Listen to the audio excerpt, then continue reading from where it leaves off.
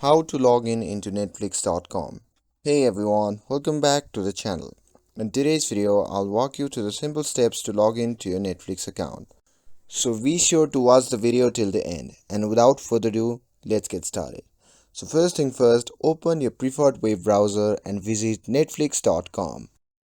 And once you are inside the official website of Netflix, you can see the sign in button which can be shown in the top right corner of the page.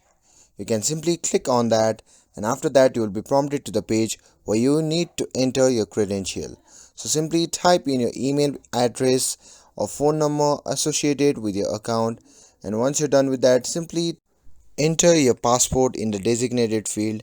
And if you want to double check your passport, you can simply click on I button to make it visible. And if you can't remember your passport, you can simply click on forgot passport to reset it. You can also select need help for further assistance. And once you have entered the correct details, you can simply click on sign in and you will be successfully logged into your Netflix account. And that's all there is to it. With this, if you found this video helpful, then don't forget to like, share and subscribe to get updated for more videos. Thanks for watching, and I'll see you in the next video.